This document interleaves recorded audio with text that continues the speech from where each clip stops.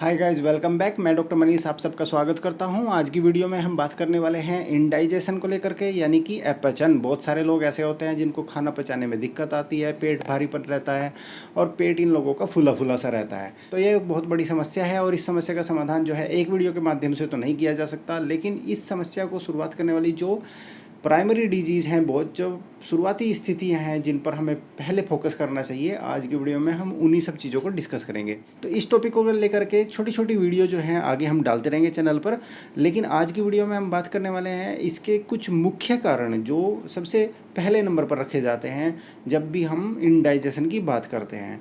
तो आइए वीडियो को शुरू करते हैं। तो हम इसको जो है पाचन तंत्र को डिवाइड कर रहे हैं कि जो ऊपर का पाचन तंत्र होता है उसकी वजह से खाना पचाने में दिक्कत आ सकती है। नीचे का पाचन तंत्र ऐसा कर सकता है। और जो तीसरी चीज़ है जिसकी हम बात करेंगे वो है लीवर हमारा खाना पचाने में, और ये पित्त की थैली, इन दोनों चीज़ों का भी बहुत बड़ा योगदान है। तो हम इनकी भी बात करने वाले हैं। देखिए, अब यहाँ से शुरुआत करते हैं कि जब खाना इस फूड पाइप से खाना आता है और आकर के ये जो रचना है इसको स्टमक बोलते हैं। एक प्रकार की थैली जैसी रचना होती है और इसमें आकर के खाना रुकता है। स्टमक की वजह से कौन कौन सी समस्याएं हो सकती हैं कि जो लोग अल्कोहल का सेवन करते हैं उनमें गैस्ट्राइटिस हो सकती है, मतलब इसमें सूजन आ सकती है, और बहुत ज़्यादा एसिड का सिक्रेशंस हो सकता है। कुछ लोगों को नॉर्मली भी एसिड का सिक्रेशंस बहुत ज़्यादा हो जाता है, एसिड ज़्यादा बनने लग जाता है तो उनको खाना पचाने में दिक्कत आती है। साथ में उन लोगों का हर टाइम जो है मन बेचैन सा रहता है। यहाँ पर जैसे ही ऊपर से खाना आकर के गिरता है तो यहाँ पर एक प्रकार की एक वाल्व होती है जो खाने को ऊपर नहीं जाने देती है, लेकिन कभी कभी ये जो वाल्व होती है ये लूज हो जाती है। तो फिर इस स्थिति में क्या होता है कि यहाँ पर बनने वाला जो एसिड होता है वो ऊपर की ओर जाने लग जाता है। इस स्थिति में भी खाना नहीं पचता है और इन लोगों को मुंह में कई बार पानी जैसा, वाटर ब्रश मतलब पानी जैसा मुंह में इनको महसूस होने लग जाता है। दूसरी चीज़ अगर हम बात करें तो ये खाने की जो पाइप है इसमें खाना ही आता है, लेकिन कभी कभी विकार उत्पन्न हो जाता है बॉडी के अंदर और लोगों को पता भी नहीं चलता है। और यहीं पर सांस की नली होती है, तो सांस की नली की बजाय थोड़ी हवा इसमें आने लग जाती है हमारे पाचन तंत्र में। इसको बोलते हैं एरोफेजिया। एरो मीन्स होते हैं हवा, तो वो हम खाने लग जाते हैं, वो अंदर पेट में जाने लग जाती है, जिसकी वजह से भी दिक्कत आ सकती है। कुछ लोगों को जो ये थैली होती है जिसमें खाना जाकर के रुकता है, कुछ लोगों को इसके अंदर अल्सर होने लग जाते हैं। अल्सर होते हैं उन लोगों को जिनमें तेजाब ज़्यादा बनता है। तो ऐसी स्थिति में पेंटोप DSR जो एसिडिटी को कम करने वाले जो कैप्सूल होते हैं, दवाई होती है, उनको खाली पेट सुबह शाम लगभग 10 से 15 दिन सेवन करने की ज़रूरत होती है। उससे बहुत आराम मिलता है। और जो गैस्ट्राइटिस मतलब सूजन आ जाती है इस पोर्शन में, वो उसमें भी काफ़ी आराम मिल जाता है इन लोगों को। इसके अलावा कुछ लोगों में दिक्कत आ जाती है हियाटस हर्निया की। हियाटस हर्निया एक बड़ी समस्या है। और इसमें क्या होता है कि देखिए, भगवान ने हमारी जो छाती है और हमारा पेट, उसको डिवाइड कर रखा है। एक प्रकार की एक मसल्स, मांसपेशी यहाँ पर छाती और पेट के बीच में होती है, जिसको बोलते हैं डायफ्राम। तो डायफ्राम क्या होता है, नीचे के अंगों को ऊपर जाने से रोकती है। कभी कभी क्या होता है कि हमारे ये जो पोर्शन होते हैं खाने की पाइप के या स्टमक, ये उसमें से मतलब उस मांसपेशी के बीच में से निकल करके छाती वाले एरिया में जाने लग जाते हैं। तो इस स्थिति को बोलते हैं हियाटस हर्निया। इन लोगों में भी खाना पचाने में बहुत ज़्यादा बड़ी समस्या आने लग जाती है। अब हम बात करते हैं लोअर डाइजेस्टिव ट्रैक्ट की, मतलब जो खाना पचाने वाला जो नीचे के अंग होते हैं, जैसे हमारी आंतें वगैरह। तो इनमें क्या हो जाता है, कभी कभी आंतों के अंदर पैरासाइट हो जाते हैं, कभी कभी पेट के अंदर कीड़े हो जाते हैं। तो फिर ऐसी स्थिति में बेंडी प्लस, BENDY पेंडी प्लस ये कीड़ों को मारने की दवाई होती है। इस एक गोली को चबा करके रात को खाया जा सकता है। हर 6 महीने के बाद में इस गोली को आप प्रयोग कर सकते हो। अगर 1 महीने में आप इसको 1-2 बार खा लेंगे तो भी कोई समस्या नहीं होने वाली है। तो ये कीड़ों को मारने की दवाई है और बड़े लोगों के लिए है। तो ऐसी स्थिति में इस दवाई का प्रयोग कर सकते हैं। अगर आंतों के अंदर कीड़ों की समस्या है तो भाई उसको सोल्व कर देंगी। और कीड़ों की समस्या का ऐसे बाहर से कोई टेस्ट करा के आप पता नहीं कर पाओगे, तो सेफ साइड में इस एक गोली को खा लेना ज़्यादा बेटर है। कुछ लोगों में किसी प्रकार के खाने को पचाने में दिक्कत होने लग जाती है। ऐसी स्थिति में इन लोगों के अंदर इन हिस्सों में गैस ज़्यादा बनने लग जाती है और इनका पेट ज़्यादा फूला हुआ लगता है।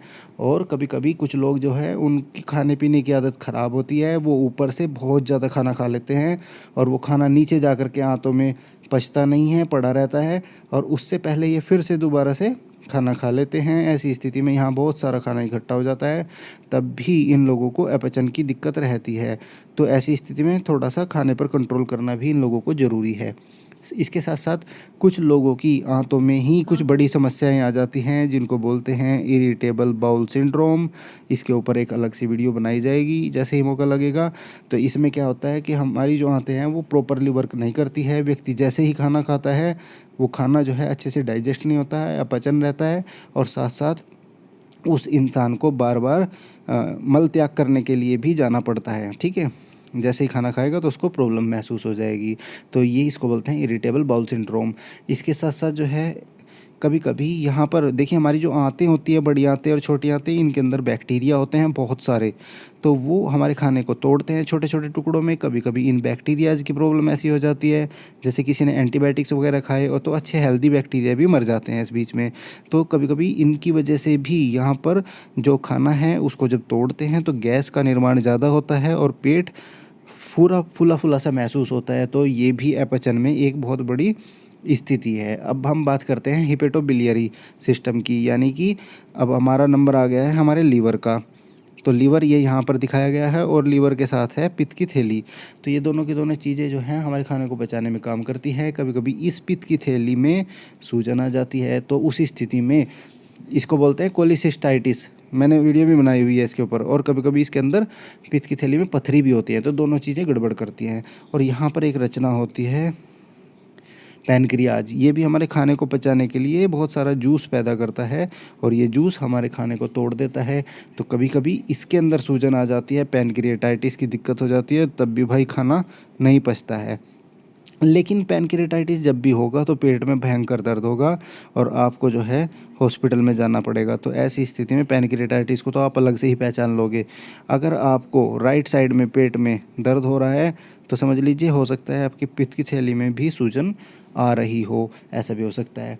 कभी कभी कुछ पूरी बॉडी की बीमारियां इकट्ठी हो जाती है, जिसमें आ जाता है कि किडनी अच्छे से काम नहीं करती है। तो फिर उस स्थिति में खून के अंदर यूरिया एक प्रकार का जहर जैसा पदार्थ है, वेस्ट प्रोडक्ट है बॉडी का, और उसको किडनी बाहर निकालती है। तो कभी कभी ब्लड के अंदर यूरिया इकट्ठा हो जाता है, उसको बोलते हैं यूरीमिया, मतलब यूरिया जो है वो ज़्यादा हो गया। तो इस स्थिति में भी उन लोगों को भूख नहीं लगती है, खाना पचता नहीं है, इनमें शरीर बहुत ख़राब सा हो जाता है, कमज़ोर हो जाता है।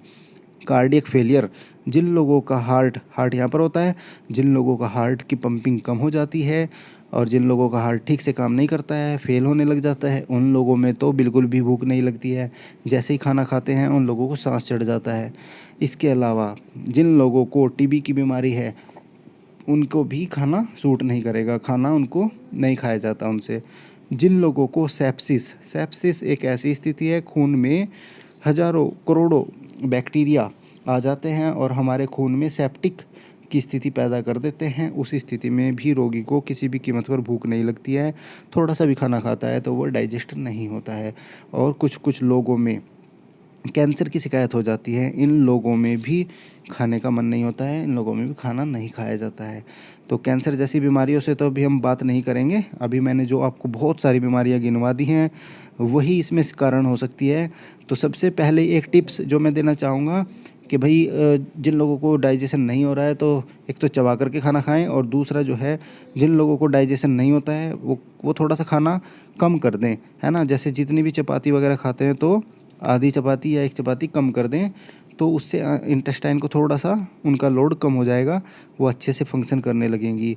इसके अलावा जो लोग खाना खाते हैं फिर भी प्रॉब्लम रहती है, वो लोग क्या करें, खाना खाने के बाद में एक लौंग को जो है अपने मुंह में डाल लें और उसको चूसते रहें। तो वो लौंग को अगर चूसते रहेंगे तो उससे भी उन लोगों में खाने की डाइजेशन की जो कैपेसिटी है वो बढ़ जाएगी निश्चित रूप से, और इन लोगों को भी बहुत ज़्यादा बेनिफिट फ़ायदा मिलेगा। अगर इन लोगों को लौंग अच्छी नहीं लगती है तो वो उसकी जगह इलायची डाल सकते हैं। उसको चबा करके एकदम से खाना नहीं है, उसको कुछ समय तक अपने मुँह में रखना है और चूसना है।